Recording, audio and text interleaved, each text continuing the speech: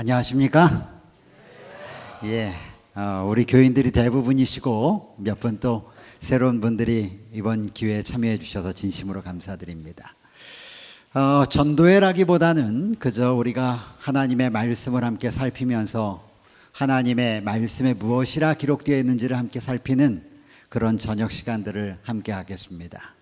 처음 오시는 분들에게는 성경이 어떻게 기록되어 있는지, 그리고 성경의 핵심이 무엇인지를 배우는 좋은 기회가 될 것이고, 이미 우리 교인들 이전부터 교회를 다니셨던 분들에게는 다시 한번 예수님이 우리에게 어떤 분인지를 살피는 그런 시간이 되겠습니다. 성경에 이런 말씀이 있습니다. 이사야 1장 3절에 소는 그 임자를 알고 나귀는 주인의 구유를 알건만은 이스라엘은 알지 못하고 나의 백성은 깨닫지 못하는도다. 이사야 선지자를 통하여 하나님께서 하나님의 모양과 형상을 따라 지음받은 백성들에게 하신 한탄의 이야기입니다. 여러분, 소가 주인 아나요? 모르나요? 알죠? 예. 동물들이 자기가 들어가서 잘 집을 압니까? 모릅니까? 알아요. 이 땅의 모든 것들은 아는 것입니다. 새들도 하루 종일 돌아다니다가 저녁 때 자기가 돌아가야 할 곳이 어디인 줄을 압니다.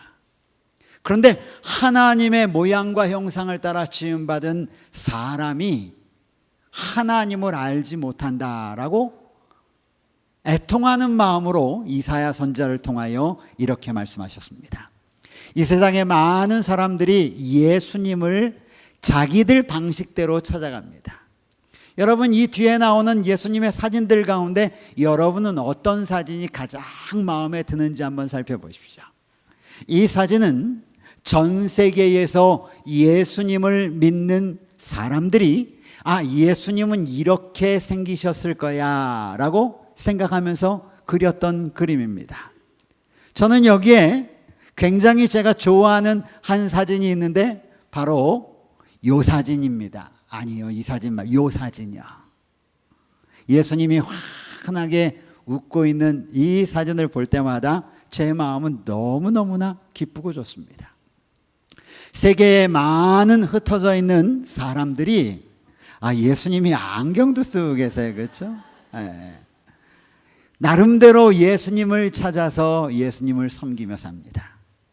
이번 주에 한 주 동안 저는 예수님과 관계된 이야기를 성경을 찾아 하나씩 좀 찾아가려고 합니다. 왜 성경을 찾는 일이 중요한가? 예수님을 아는 일에 있어서 성경은 이렇게 말하고 있습니다. 우리 한번 같이 읽어볼까요? 요한복음 17장 3절 시작. 그의 보내신 자 예수 그리스도를 아는 것이다. 예수님을 아는 것이 성경은 영생이라고 얘기했습니다.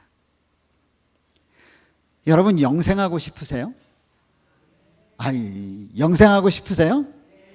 저는 영생하고 싶지 않아요. 이 땅에서 이 모습 이대로 영생한다면 저는 안 하겠습니다. 왜? 나이가 들어가면 들어갈수록 문제가 많이 생깁니까? 우리의 몸에 이상이 많이 생겨요? 여러분, 그렇게 해서 영생하면 뭐 하겠습니까? 얼마 전에 전 세계에서 나이가 가장 많은 사람이 몇 세인 줄 아십니까? 117세. 117세의 전 세계 최고 노령 오래 사신 분이 얼마 전에 돌아가셨다고 그래요. 그런데 그냥 살아있을 뿐이지 제가 보니까 죽은 사람과 매일 반이에요. 그러니 이 세상에서 영생하는 것 그다지 좋은 것 아니에요. 그러나 성경이 말하는 영생은 이 땅에서의 우리의 나약한 상태의 모습이 아니라 다른 모습의 영생을 말하고 있습니다. 그런데 영생이 무엇으로부터 온다고 그러냐면 예수님을 아는 것으로부터 온다고 그랬습니다. 그러므로 우리는 영생에 대하여 배우려면 반드시 먼저 알아야 될 것이 있는데, 예수님이 어떤 분이시며 무엇하기 위하여 이 땅에 오셨는지를 아셔야 합니다. 호세아 4장 6절은 우리에게 말하기를 내 백성이 지식이 없으므로 망한다라고 얘기했습니다. 여기서 말하는 지식은 예수님을 아는 지식입니다. 예수님을 알긴 아는데 무엇으로 아는 지식이냐? 머리로 아는 지식이냐? 천만에요. 머리로 아는 지식을 말하는 것이 아니라 예수님을 마음 가운데 체험하는, 마음에 예수님을 아는 경험이 없기 때문에 내 백성이 망해 간다라고 성경은 말합니다. 그러므로 오늘 저는 여러분과 함께 이번 한 주 동안 첫째, 오늘은 예언된 예수, 예수에 대하여 성경은 무엇이라고 미리 알려주었는가, 이것에 대해서 배울 것입니다. 내일은 예수의 다시 오심에 대해서, 수요일에는 하나가 빠졌네요. 그렇죠? 예수의 날에 대해서, 금요일에는 예수 안에서의 자유, 토요일엔 예수와 함께 영원이라고 하는 주제로 여러분과 함께 하나님의 말씀을 살펴보겠습니다. 첫 번째로 예언된 예수에 대하여 우리가 좀 함께 살펴보려고 합니다. 성경은 요한복음 5장 39절에 너희가 성경에서 영생을 얻는 줄 생각하고 성경을 상고하거니와 이 성경이 곧 내게 대하여 증거하는 것이다 라고 말합니다. 하나님의 말씀은 예수에 대해서 알려면 너희가 이 성경에 대하여 알아야 된다고 그랬습니다. 성경을 알지 못하면 예수가 어떤 분이신지, 예수가 어떻게 이 땅에 오셨는지, 예수가 무엇 때문에 오셨는지를 우리가 알 수가 없습니다. 그래서 첫 번째로 우리는 성경에 대하여 잠깐 여러분과 저는 좀 함께 살펴보려고 합니다. 물론 성경이라고 하는 책을 처음부터 끝까지 다 자세히 살펴보려면 너무나 시간이 오래 걸릴 것입니다. 그런데 산을 볼 때도 여러분, 산을 곳 보는 방법도 있지만 멀리서 산이 이렇게 생겼구나 라고 보는 방법도 있죠. 그래서 이 시간에는 멀리서 성경의 큰 줄기를 저와 함께 연구하도록 하려고 하는 것입니다. 성경은 두 가지 책으로 나눠 있는데 하나가 무슨 책이요? 구약이라고 합니다. 이 구약은 옛날 구자에다가 약속할 때 약자입니다. 옛날 약속이라는 것입니다. 아셨죠? 그러면 성경은 또 다른 하나의 책을 가지고 있는데 그 책 이름을 뭐라고 그래요? 그러면 구약이 옛날 약속이라고 한다면 신약은 어떤 약속이겠어요? 새로운 약속이에요. 그래서 성경은 이 구약과 신약으로 나눠져 있는데 이 뒤에 약자라고 하는 이 약자는 약속할 때의 그 약자입니다.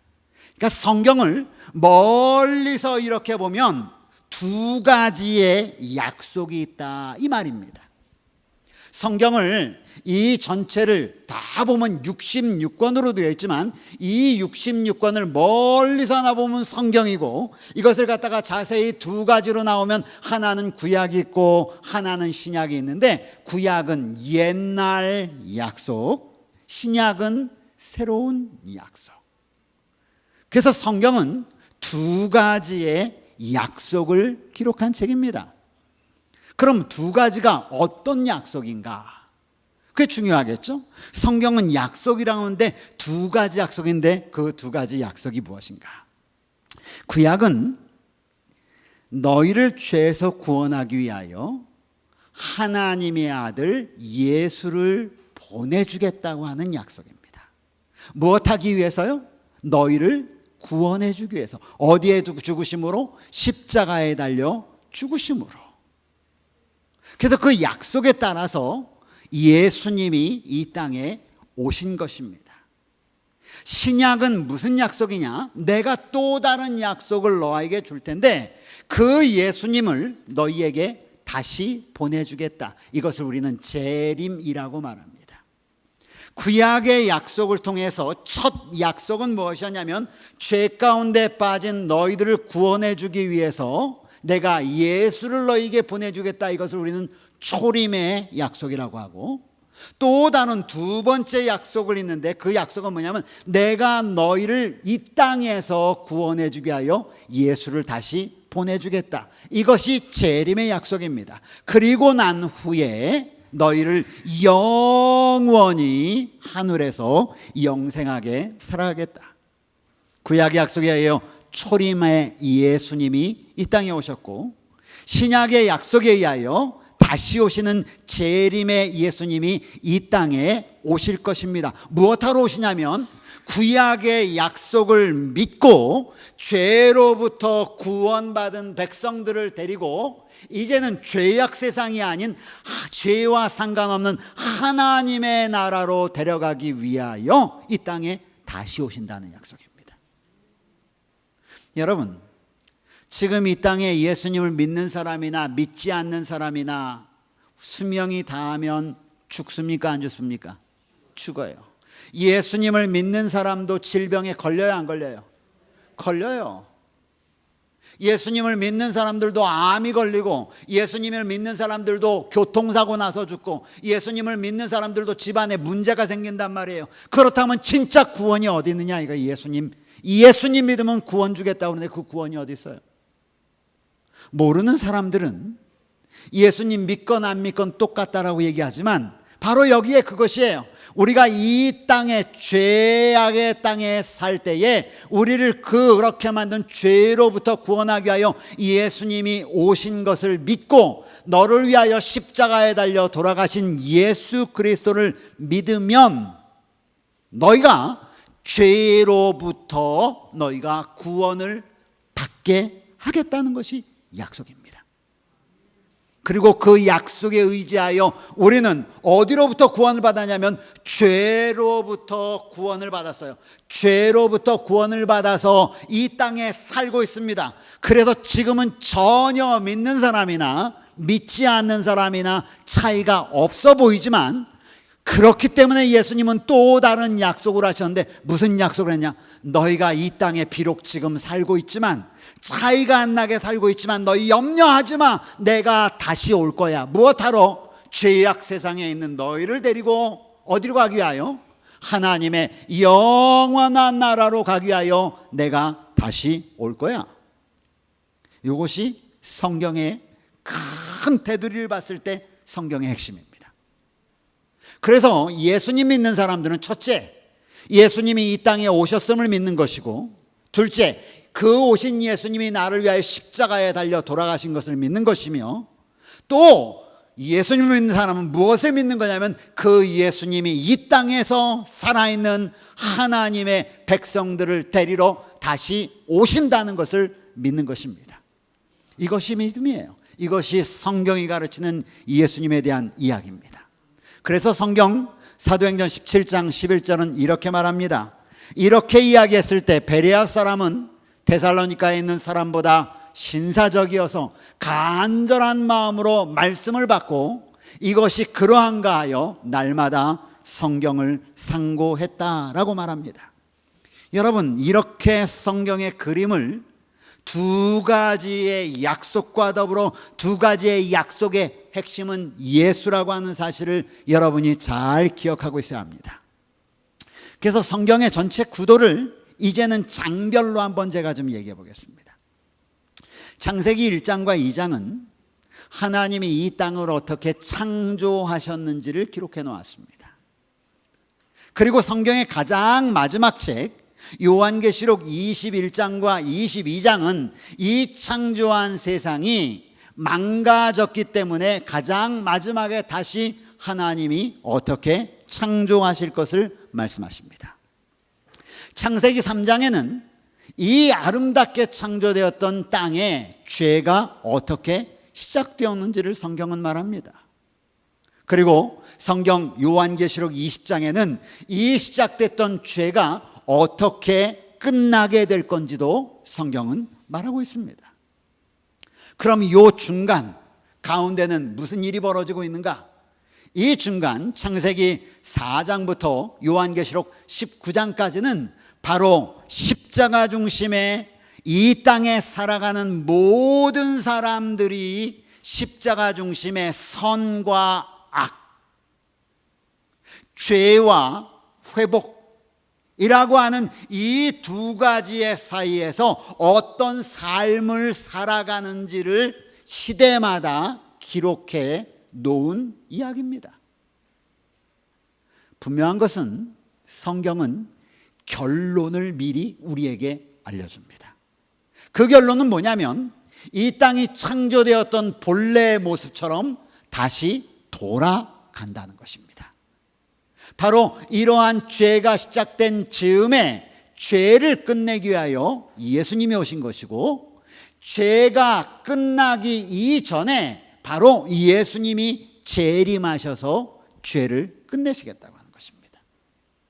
그래서 성경은 예수님과 관련된 이야기입니다.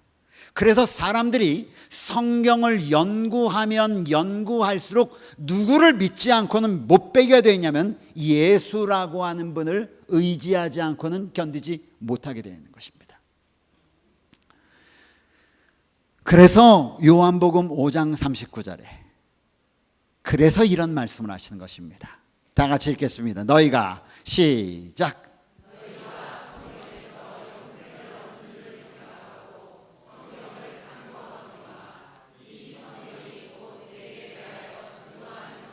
성경 스스로는 말하기를 너희가 성경을 잘 살펴보면 그 성경 안에서 예수님을 발견하게 될 것이다.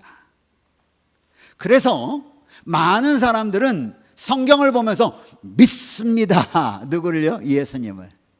그런데 예수님은 그저 성경을 연구하고 성경을 보고 나면 믿습니다라고 얘기하지 아니하고, 예수님은 성경을 연구하면 연구할수록 성경에서 예수님의 흔적을 찾을 수 있는 여러 가지 힌트들을 넣어주셨어요.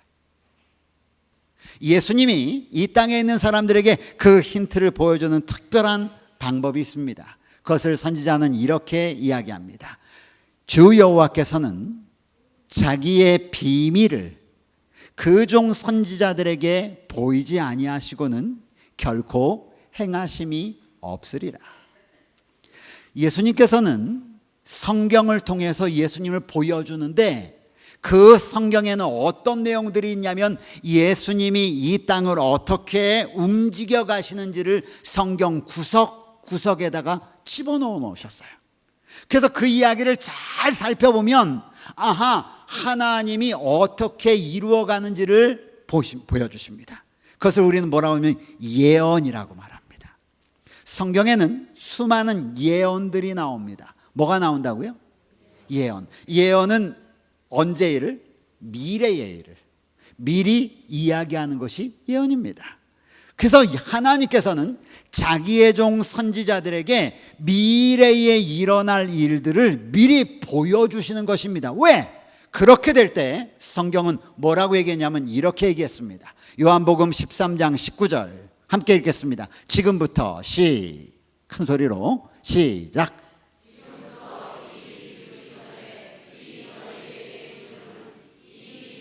어떨 때에?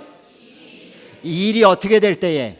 이루어질 때에. 뭐가 어떤 일이 이루어질 때에? 예수님이 그의 종 선지자들에게 말씀하셨던 그 일이 이루어질 때에, 이루어지고 나면 그 다음에 뭐라고 했어요? 내가 그인 줄을 너희로 어떻게 하게 하려고? 믿게 하려고. 그러니까 하나님께서는 그냥 사람들에게 나 믿어 라고 말씀하지 아니하시고, 하나님께서는 미래에 일어날 일들을 내가 네 진짜 하나님인지 내가 보여줄게. 그리고 미래에 일어날 일들을 하나씩 미리 보여주시고 그 일이 어떻게 이루어져 갔는지를 그 사람들이 보고 난 다음엔 진짜 그렇게 됐네. 그렇게 하고 난 다음엔 내가 그인 줄 믿게 하려고. 자, 그래서 오늘 우리는 누구에 대한 예언들을 살펴볼까 하면 예수님에 대한 예언을 한번 살펴보려고 하는 거예요. 그러면 성경의 주인공 예수님에 대하여 성경은 뭐라고 했는가? 성경에 나오는 최초의 예언이 있습니다. 그 예언이 어떤 예언이냐면 바로 창세기 3장 15절에 나오는 예언이에요. 이 창세기 3장 15절에 나오는 예언은 성경을 처음부터 끝까지 관통하는 성경의 핵심입니다. 창세기 3장 15절을 정확히 알고 있으면 성경을 처음부터 끝까지 어떻게 될 건지도 알 수 있는 것입니다. 자, 그러므로 오늘 우리는 창세기 3장 15절에 나와 있는 말씀을 함께 연구하려고 합니다. 내가 너로 여자와 원수가 되게 하고 너의 후손도 여자의 후손과 원수가 되게 하리니 여자의 후손은 내 머리를 상하게 할 것이요 너는 그의 발꿈치를 상하게 할 것이라 하시고. 목사님, 이게 무슨 예언입니까? 여기 예언이 있습니다. 이제 그 예언을 하나씩 좀 연관시켜 보겠습니다.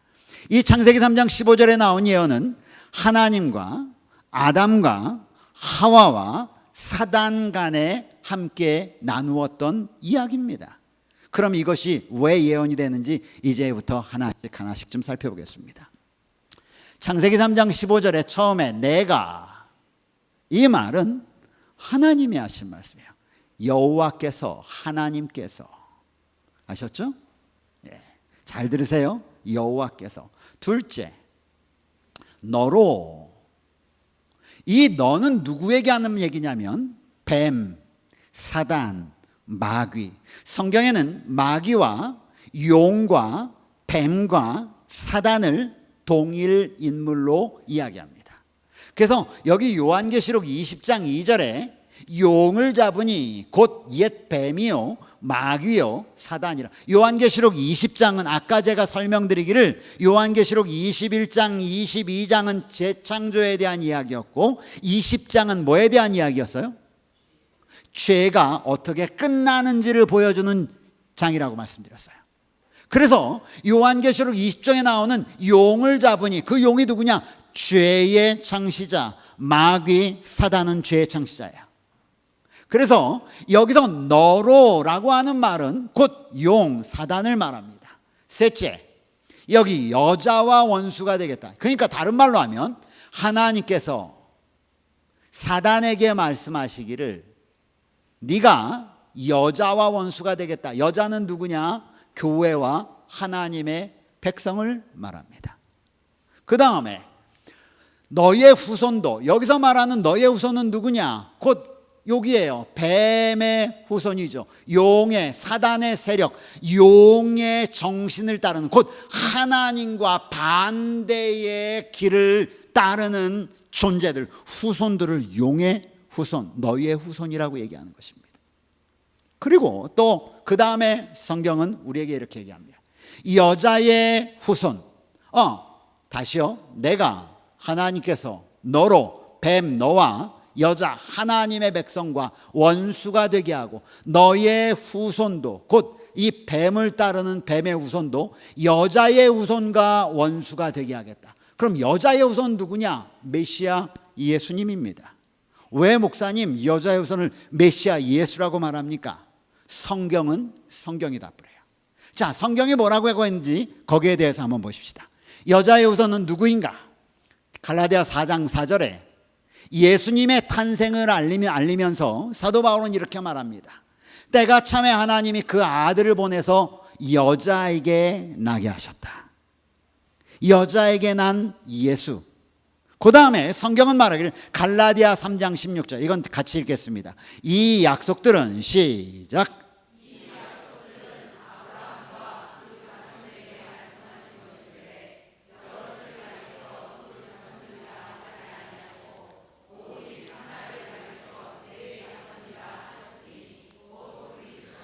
오직 누구를 가르쳐? 하나를 가르쳐.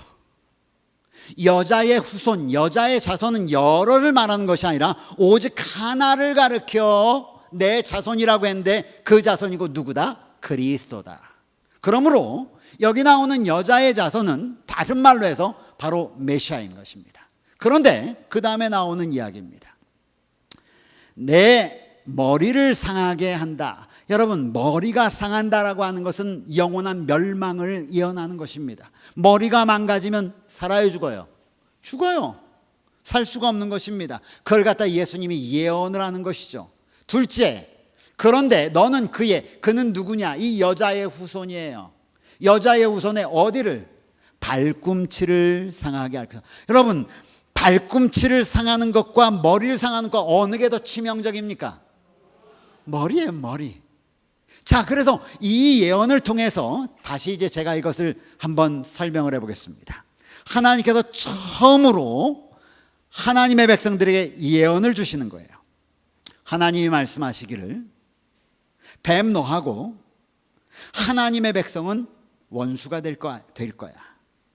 그리고 너희의 후손, 뱀의 후손, 곧 사단의 후손과 곧 여자의 후손 메시아 예수 그리스도도 원수가 될 텐데 너는 머리가 상할 것이고 여자의 후손은 발꿈치가 상할 거야. 이해되셨어요? 이렇게 될 거야 라고 무엇 하시는 거예요? 예언하시는 거예요. 예언. 그래서 이 예언에 따라서 이 다음의 싸움은 어떤 싸움이 됐냐면 바로 이 사단의 편과 하나님의 편의 싸움이 됐습니다. 다른 말로 하면 선의 편, 곧 여자의 편과 여자의 후손의 편과 곧 뱀과 용과 그의 후손의 편에 끊임없는 싸움이 된 것입니다. 이것이 지상 역사예요. 그런데 여러분, 여기서 기억해야 될 매우 중요한 것이 있습니다. 우리는 이미 예언을 통해서 이 싸움의 결말을 알아요, 몰라요? 알아요. 어떤 결말인가? 여자의 후손은 승리할 거라는 것이에요. 그리고 뱀과 용과 그 용의 후손들은 결국은 머리가 상하여 무엇할 거다? 멸망할 것이라는 것입니다. 아멘입니까? 예, 이 사실을 성경은 계속 이야기하고 있어요. 이야기를 하는 이유는 뭐냐? 너희들 어디에 서지 말아라. 너희들 어디 서지 마라. 멸망하는 쪽에 서지 마라. 다른 것 없어요. 하나님께서 하나님의 거룩한 말씀을 우리에게 보여주신 것은 이건 하나님의 말씀이야. 이걸 통해서 예수님이 어떤 분인지 너희에게 알려주면서 너희가 어떤 길을 가야 할지를 끊임없이 우리에게 보여주시고 계시단 말이에요. 그러면서 보여주시는 이유는 뭐냐? 너희들 승리하는 편에 서라. 그러면 선악간의 싸움에서 우리는 어떻게 승리할 것인가?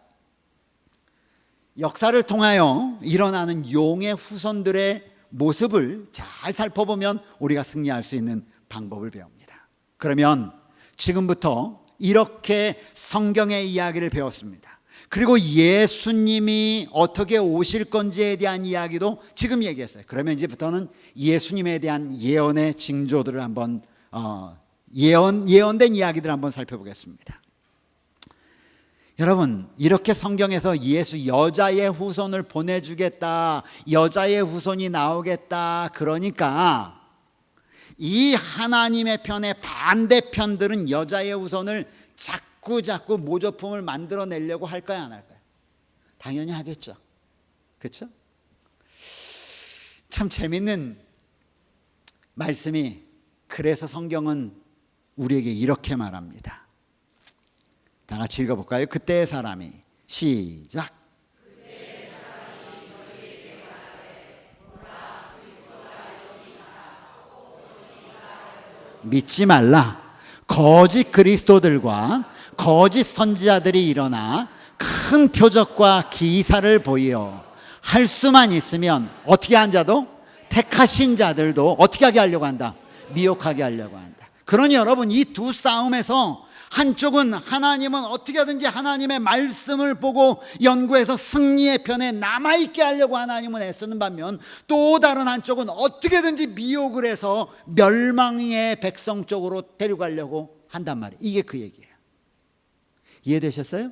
근데 그 중에 대표적인 것이 무엇이냐? 거짓 그리스도들과 거짓 선지자들을 계속 보내겠다는 거예요. 여러분, 여기 크리스천 투데이라고 하는 신문 2000년도에 나온 기사인데요. 한번 좀 보십시오. 자칭 메시아 세계적으로 급증하고 있다. 우리 한국에도 내가 재림 예수라고 하는 사람들 많이 있어요? 많이 있어요. 자신이 일명 메시아라고 주장하는 사람들이 세계적으로 증가하고 있는 가운데 그 숫자가 사상 최대인 1500명 이상인 것으로 독일의 종교 간행물 에디아가 14일 밝혔다. 이런 일들이 성경은 분명히 있을 것이라고 얘기했어요. 왜? 그렇게 해가지고 택하신 자라도 미혹하기 위해서. 성경은 말씀하셨는데 그 말씀들이 이루어지는 것입니다. 그런데 성경은 예수님이 탄생하려면 반드시 이 조건을 이루어야 된다고 얘기했는데, 첫째, 아브라함의 자손이어야 한다, 이렇게 얘기했어요. 창세기 22장 18절에 또 내 씨로 말미암아 천하 만민이 복을 얻으리니, 내 씨는 누구냐? 아브라함에게 말한 거예요. 아브라함의 자손 가운데 메시아가 나오겠다는 거예요. 또 이삭의 자손이어야 한다는 것입니다. 아브라함의 아들 이삭의 자손이에요. 창세기 17장 19절에는 이렇게 말합니다. 이삭이라 하라, 내가 그와 내 언약이란 말이 뭐예요? 언약은 다른 말로 하면 약속이에요. 여러분, 개인과 개인이 맺는 약속을 계약이라고 그래요. 그렇죠? 내가 집 살려고 하면 집주인하고 뭐 써요? 계약서 써요. 나라와 나라가 맺는 약속을 뭐라고 그러냐면 조약이라고 그래요. 그래서 우리나라 치명적인 약속을 맺었어. 누구하고? 일본하고. 을사보호 조약. 그래 안 그래요? 그런데 하나님과 인간이 맺은 약속을 성경은 뭐라고 그러냐면 언약이라고 하는 거예요. 그러니 여기 말하기를 내가 그와 내 언약을 뭐 하겠다? 하나님이 너희 자손 아브라함을 통해서, 이삭을 통해서, 그의 자손을 통하여 메시아를 주겠다고 하는 그 약속을 내가 세우리라는 말은 지키리라, 이 말이에요. 그러면 아브라함과 이삭만 통해서 나오냐? 아니요, 성경은 야곱 자손을 통해서 나오겠다고 얘기했습니다. 여기 말하기를 내가 그를 보아도 이때 일이 아니며 내가 그를 바라보아도 가까운 일이 아니로다. 한 별이 야곱에게서 나올 것이다. 그러므로 기억하십시오. 누구를 통해야 돼요? 아브라함. 또 누구? 이삭. 그 다음에 누구예요? 야곱. 그럼 야곱까지냐? 아니요, 야곱의 아들 12아들 가운데 특별히 한 아들을 지목합니다. 누구예요? 유다야. 그래서 성경은 말하기를 홀은 왕이 잡는 지팡이의 홀, 이 홀이 유다를 떠나지 아니하며. 메시아가 유다 지파 통해서 나온다고 그랬습니다. 그런데 유다의 그 자손 후손 또 이세를 통하여야 나온다고. 그래서 성경은 예수님이 나오는 그 루트를 아주 자세히 계속 예언하고 있단 말이에요. 왜 예언할까요? 아까 얘기했죠. 그 이루어질 때, 그것이 내가 예언한 대로 이루어질 때 내가 그인 줄 못하게 하려고, 믿게 하려고. 못하게 하려고요? 믿게 하려고. 이세뿐이 아니에요. 성경은 말합니다. 예레미야 23장 5절, 나 여호와가 말하노라, 보라 내가 이르리니 내가 다윗에게 한 의로운 가지를 일으킬 것이다. 그래서 가만히 보니까 예수님은, 성경이 말할 때에 예수님은 누구 가만히 보니까 족보가 아브라함 족보예요. 그 아브라함의 가족을 통하여 나올 것이다. 죽었다 깨나도 대한민국 사람은 예수가 될 수 있어요, 없어요? 없어요. 그렇죠? 될 수 없어. 예언에 의하면 될 수 없어요. 그래서 여러분, 성경의 이야기를 가만히 보면 노아 때부터, 노아가 세 아들 두며 셈, 야벳, 세 아들뿐만은 아니었어요. 사실은 더 있었는데 성경은 구속사적인 측면에서 필요한 사람 이름만 기록합니다. 딸들도 많이 있었어요. 그러나 기록하지 않는 것입니다. 왜? 구속사적인 측면에서 필요한 인물만 적어요. 셈을 통해서 아브라함이 납니다. 아브라함이 느지막하게 결혼해서 이삭을 낳고, 이삭이 또 그 다음에 이삭을 통해서 야곱이 나옵니다. 그렇죠? 에서와 야곱. 그리고 야곱을 통해서 12아들이 나오는데 그 중에 성경은 유다를 통하여 예수님의 족보가 이어질 것이라고 말하고, 또 이세를 통하여, 그 다음에 다윗의 계통을 통하여 나온다고 그랬습니다. 그래서 성경은 아브라함을 통해서 이삭, 이삭을 통해서 야곱, 야곱을 통해서 유다, 유다를 통해서 이세, 이세를 통해서 다윗, 이렇게 되고 난 다음에 다윗 자손에서 메시아가 나올 것을 아주 자세히 예언해 놓았다는 것이. 그래서 성경은 이렇게 말하죠. 누가복음 1장 27절 다 같이 읽겠습니다. 다윗의 자손 시작.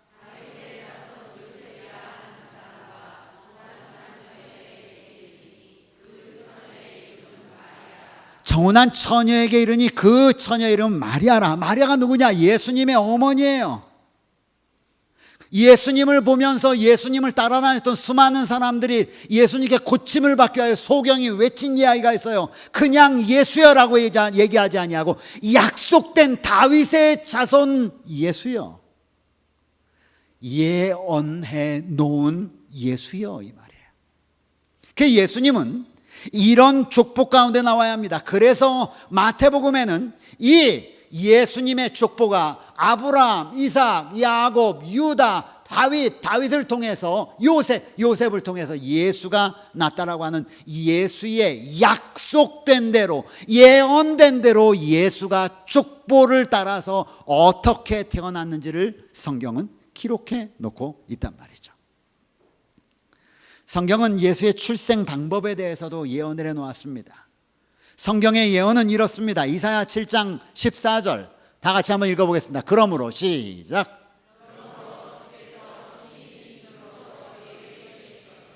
보라, 처녀가 잉태하여 아들을 낳을 것이요 그 이름을 임마누엘이라.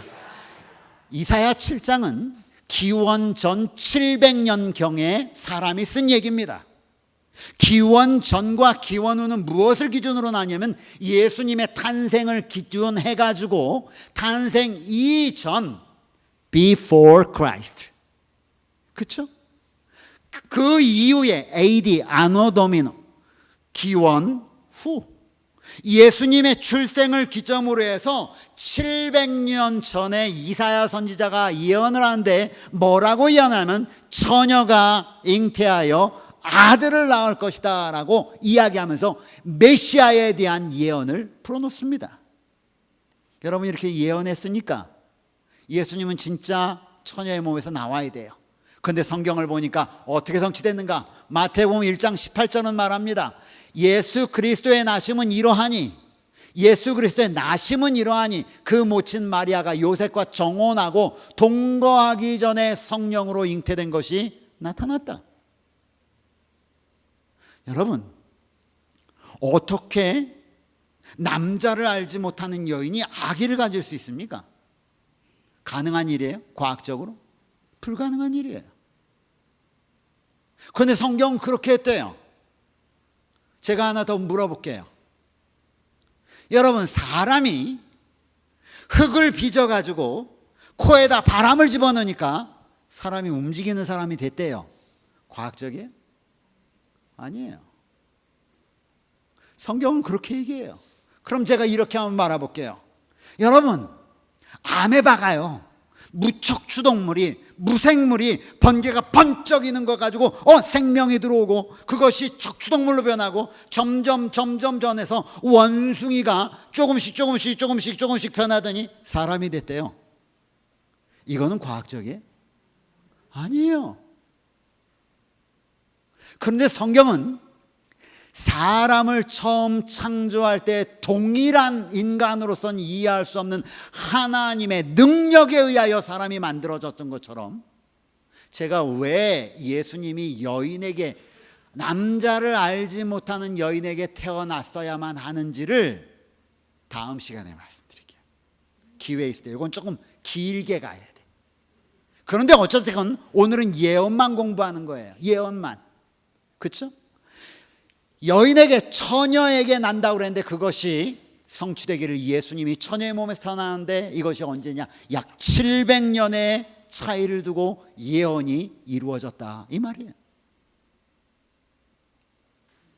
성경은 말하기를 아들을 낳으리니 이름을 예수라 하라. 이는 자기 백성을 저희 죄에서 구원할 자이심이라. 출생 지역에 대하여도 예언합니다. 이것도 약 740년, 750년 전에 예언한 거예요. 예수님이 어디서 탄생할지. 어디서 탄생한다고 그래요? 베들레헴이라고 하는 지역에서 탄생한다는 거예요. 그런데 예수님의 탄생은 어떻게 이루어졌는가? 이렇게 이루어졌습니다. 마태복음 2장 1절에 헤롯 왕 때 예수께서 유대 베들레헴에서 나셨다라고 성경은 기록하고 있단 말이죠.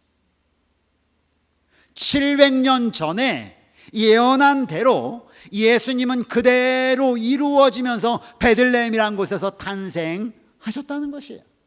그런데 이것이 하나님의 통치 방법이라는 거야. 예언이. 왜? 그 일이 이룰 때에 내가 그인 줄 믿게 하려 함이라.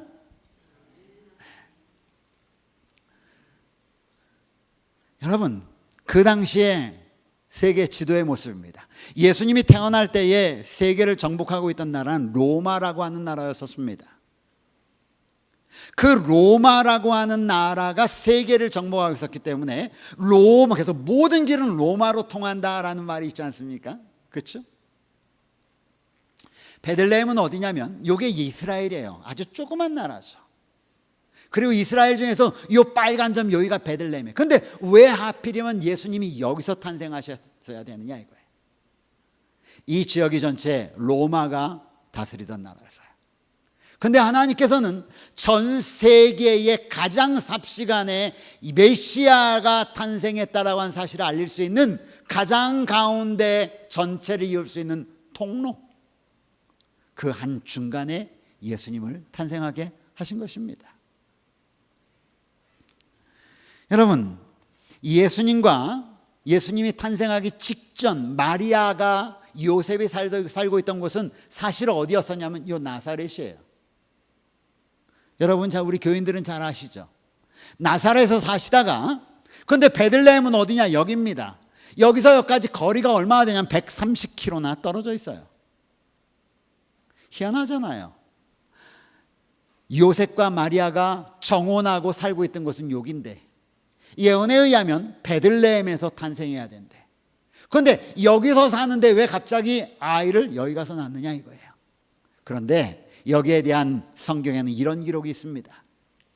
이때에 가이사 어거스틴이에요. 어거스틴이 영을 내려 천하 다 호적하라 하였으니 이 호적은 구레뇨가 수리아 총독되었을 때에 첫 번 한 것이라. 역사에서요, 모든 호적한 것은 인구 조사를 한 거예요. 그래서 인구 조사를 어디 가서 하느냐? 너희 고향 가서 하라는 거예요. 다른 곳이 아닌 어디? 고향. 저희 고향은 충청도니까 충청도 보령으로 저는 가야 돼. 그런 것처럼 거기 가서 하라는 거예요. 모든 사람이 호적하러, 그래서 뭐라고 그랬냐면 각각 어디로 갔어요? 고향으로 돌아갔어요. 그랬더니 누구도, 예수의 아버지 요셉도 다윗의 집 족속인 거로 갈릴리 나사렛 동네에서 유대를 향하여 베들레헴이라 하는 다윗의 동네로 그 정혼한 마리아와 함께 무엇하러 갔다? 호적하러 때마침 올라갔어요. 우연의 일치입니까? 아니라는 것이죠. 성경은 예수님이 예언 따라서 그 예언대로 그렇게 이루어졌다라고 말씀하십니다. 또 예수님은 이 땅에 살다가 은 30냥에 팔릴 것에 대하여 성경은 예언하고 있습니다. 스가랴 11장 22절에 그들이 곧 은 30을 달아서 내 고가를 삼은지라 이렇게 얘기했는데, 예수님은 그 예언의 성취가 그대로 가롯 유다에 의하여 은 30에 팔리는 일을 우리는 목격합니다. 주전 740년경에 예언된 일이 주 31년에 성취된 것입니다. 여러분, 왜 가롯 유다가 하고 많은 돈 중에 은 30을 지불했을까? 그리고 성경은 왜 700년 이전에 예수님이 은 30에 팔린다라고 말씀했을까? 하나님의 통치 방법이라는 것입니다. 미리 아시고 말씀하시고 그렇게 됨을 너희가 보면 내가 그인 줄 믿게 하겠다는 것이에요. 모욕을 받되 잠잠하시겠다고 성경은 예언하셨죠. 성경은 이렇게 말합니다. 이사야 53장 7절에 그가 곤욕을 당하여도 괴로울 때에도 그 입을 열지 아니하였으며 마치 도수장으로 끌려가는 어린 양과 털 깎는 자 앞에 잠잠한 양같이 그 입을 열지 아니하였도다. 그런데 예수님은 그분이 잡히셔서 십자가에 달리시기 전에 우리를 위하여, 우리의 구속을 위하여 약속대로 이 땅에 오셔서 십자가에 달리시기 전에 그가 붙잡혀 갔을 때 그는 아무 대답도 하지 아니하시고 한마디도 대답지 아니하셨다라고 성경은 기록하고 있단 말입니다.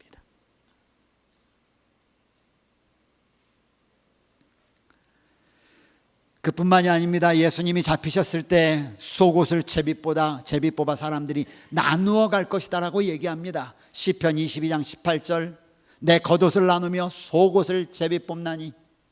그런데 이 일이 어떻게 성취되었습니까?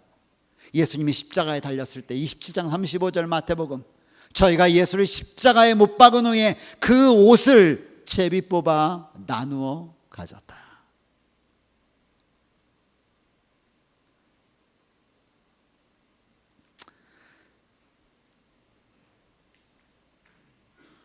천년 이상의 차이를 두고 예언한 일들이 예수님에게 하나도 빠짐없이 이루어지는 것입니다.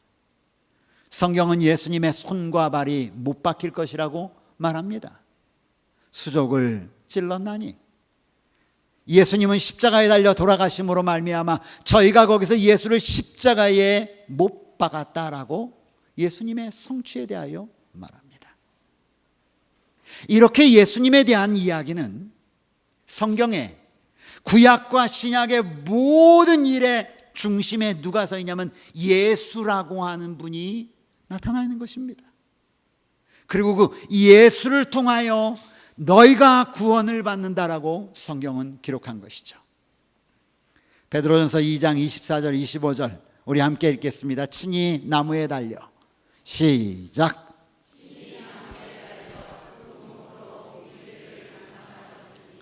이는 우리로 죄에 대하여 죽고 의에 대하여 살게 하려 하심이라. 예수님이 십자가에 달려 돌아가신 이유를 성경은 이렇게 말합니다. 예수님이 왜 십자가에 달려 돌아가셨는가? 왜 예수님이 이 땅에 아이로 오셔서 이 땅에서 십자가에 달려 돌아가셨어야만 하는가? 성경은 말하기를 우리가 죄에 대하여는 죽고 의에 대하여 무엇하게 하기 위해서 살게 하려 하심이라. 예언입니다. 예수님이 이 땅에 오신 이유입니다. 그렇기 때문에 예수님은 유일한 인류의 구원자이십니다. 아주 오래전의 일입니다. 1794년 프랑스 혁명이 일어나고 난 후에 일어났던 일입니다. 파리의 지하 감옥에 한 아버지와 아들이 수감되었습니다. 그들의 죄목은 혁명군에 의한 이전에 좋은 직장과 좋은 일, 정부의 관료로 살던 사람들을 체포해서 가둔 것입니다. 그 노인에게는 아들이 있었는데 아버지와 아들이 반역죄를 라는 죄목을 얻고 같이 감옥에 수감된 것입니다. 아버지는 늘 고민하는 것입니다. 나는 이제 살 만큼 살았는데 이 아들을 어떻게 살려낼 것인가? 그는 고민하는 가운데 좋은 묘안을 하나 얻게 되었습니다. 그래, 그렇게 하면 되겠다. 그러면 내 아들을 살릴 수 있을 거야. 다음날 아침이 되었습니다. 드디어 병사들이 이제 이 죄수들을 데려다가 사형에 처하기 위하여 다가오는 것입니다. 병사들이 다가와서 그의 아들의 이름을 부릅니다. 루이 갤로에 나와! 그때 노인이 벌떡 일어나면서 네! 라고 대답을 합니다. 네가 무슨 루이겔로에야? 루이겔로에는 37세인데 너 37세 맞아? 그러자 그 아버지는 제 이름은 루이겔로에 맞습니다. 그런데 제 나이는 37세가 아니라 73세입니다. 군인들은 서류를 들어보더니 나이를 기록할 때 73을 37로 잘못 기록했군. 그리고는 그 아버지를 데리고 나갔습니다. 그리고 사형은 집행되었습니다. 3일 후에 그렇게 아버지가 죽음 가운데 형장의술로 나간 후 3일 후에 프랑스 혁명 지도자 로베스 피에르가 잡혀서 처형되고 프랑스 혁명은 끝을 맺습니다.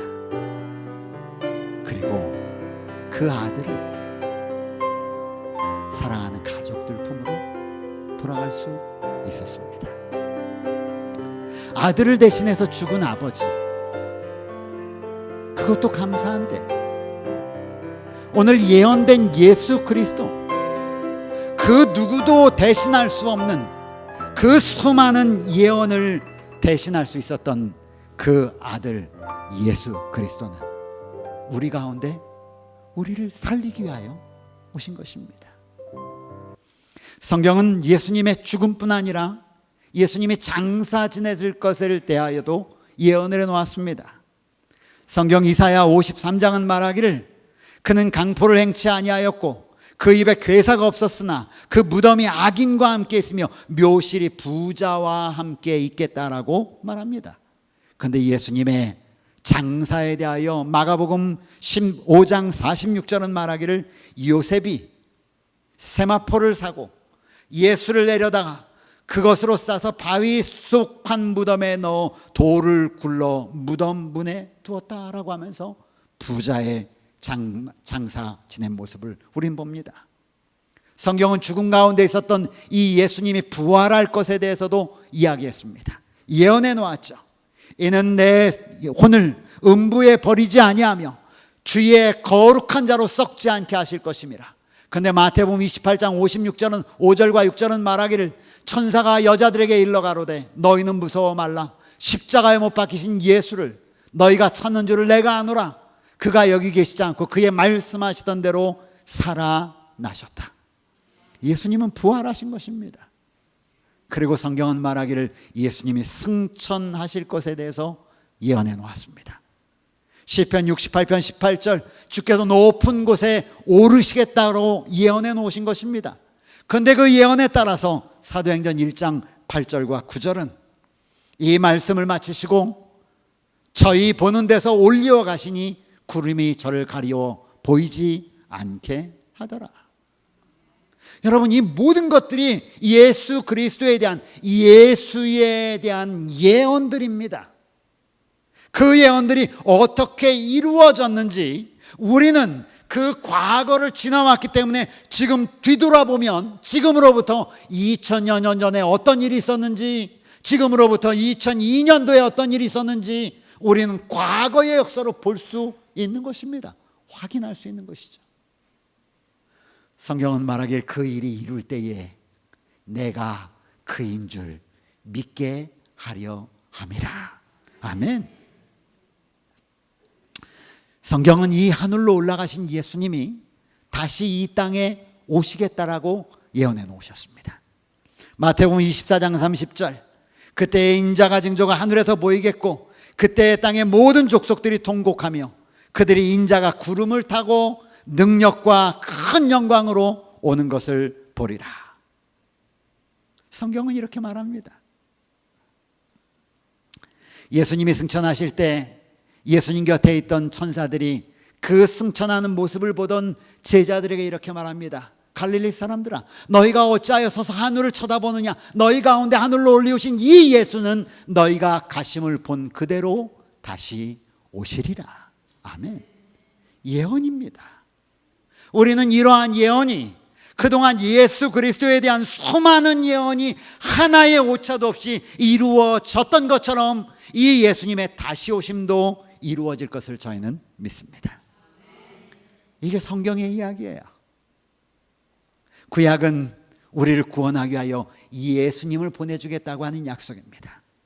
이 약속은 이미 예수 그리스도께서 이 땅의 여자의 후손으로 오심으로 성취되었습니다.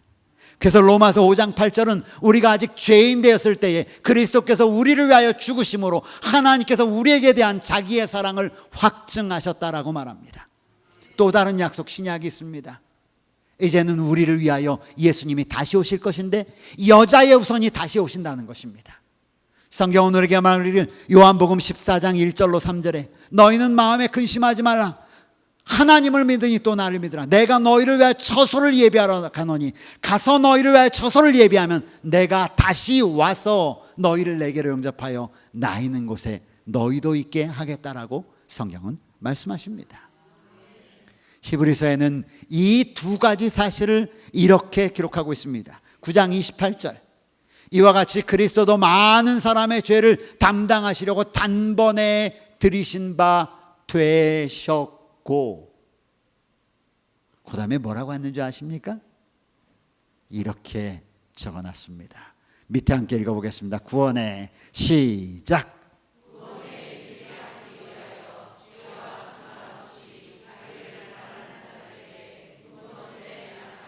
몇 번째 나타나신다고요? 두 번째 오시겠다고 말씀하십니다.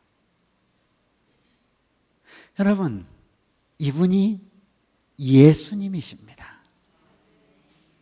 우리는 이 예수를 믿습니다. 로마서 8장 24절 25절 우리 다 같이 함께 읽어볼까요? 우리가 시작.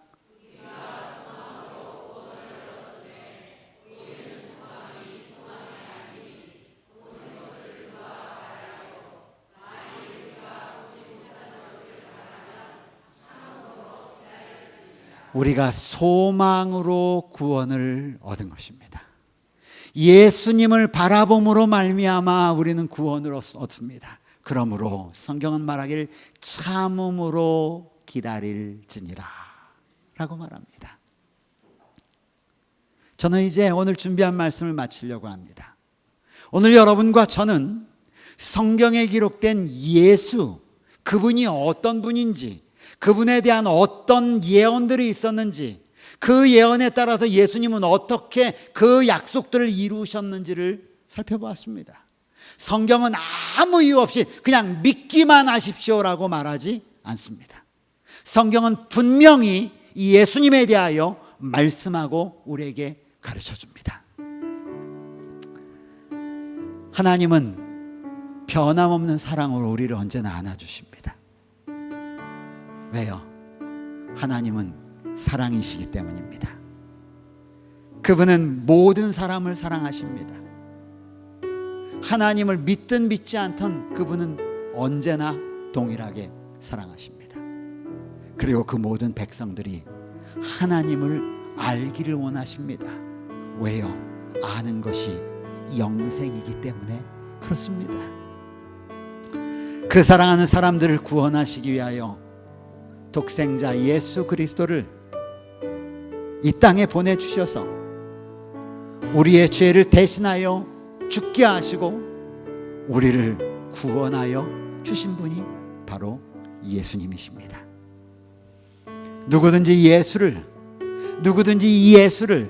누구든지 약속에 따라서 이 땅에 오셨을 뿐만 아니라 약속에 따라서 다시 오실 이 예수를 구원자로 믿으면 멸망하지 않고 영생을 얻을 수 있는 길을 준비해 주신 것입니다. 하나님은 사람을 절대로 강요하지는 않으십니다. 소가 그 주인을 알고 따라오듯이 하나님의 약속을 믿고 따라오는 자를 주님은 기다리시고, 그리고 그 구원의 길에 여러분이 오기를 바라십니다.